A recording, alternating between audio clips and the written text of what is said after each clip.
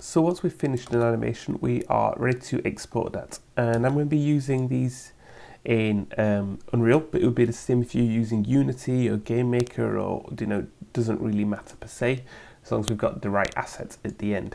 So to make this easier, what I'm going to do is I'm going to grab it all and pre-comp it. So that'll bring it all up into basically one big folder. And I'm going to check my composition settings. So we created this at 1080 by 1080 in 24 frames per second. That's probably a bit big. So we could half it, but even half's probably a bit much. So let's actually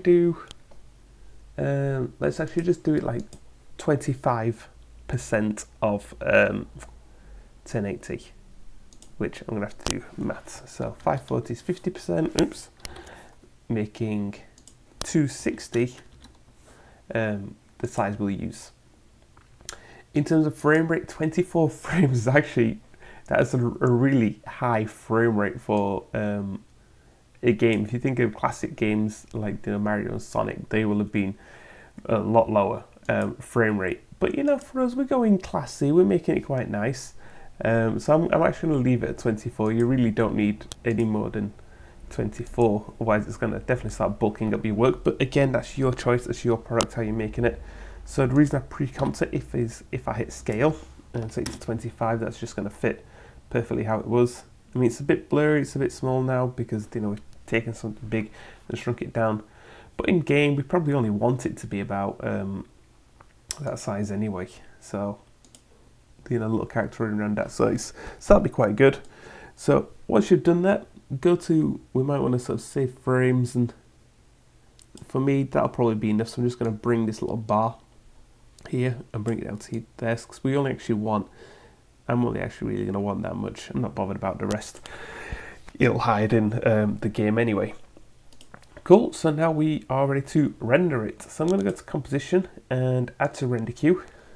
And what I'm going to do is I'm going to click this first blue text that says lossless and change it to a PNG sequence. Make sure we've got alpha, RGB and alpha. Hit OK and choose where I want to save that, which I'll just save it here and hit render. I'm going to now bring up a folder with where we rendered it to, and here are all my sprites. So we can see if I select them all, that's 631 KB. That's not too bad. That's not too bad. For point of example, though, I did render out one of our other ones. So here's the run, which I can't remember what size this was, but this was at 30 frames and this is at 540. So 50 frames and 540. And then if we look at all those, we can see that's now 3.3 megs. So depending on how much you want to optimize and how much you want to work with and the scale of how you want to do things, that will definitely bear impact. One more other way I wanted to quickly show you, I might go over this more in another video at some point, but I've also got an extra plugin called Sheeter, which you can find just by going to the internet and looking for the word Sheeter. Sorry, what am I trying to do? Oh yes, I was going to run a script.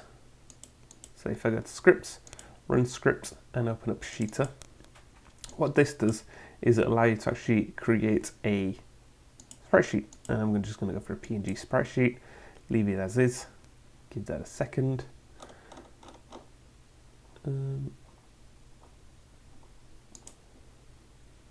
Where's my hot dog guy game?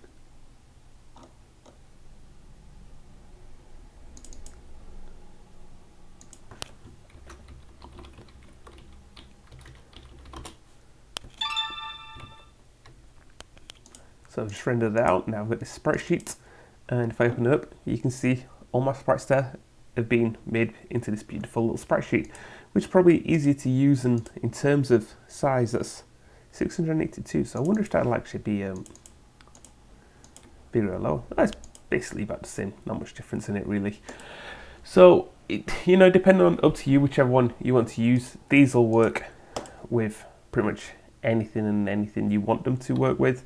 With a sprite sheet, sometimes depending on what software you're using, you might get an issue given the size of the sprite sheet, so like the width and height, but that should be fine. But if you're using something smaller, maybe like a stencil or Scratch or something, that might give you a few issues. But there you go, 2 ways to render out our animations and ready for use. In another video soon, I'm going to upload these to Unreal and we'll actually start seeing them working together in an actual animation.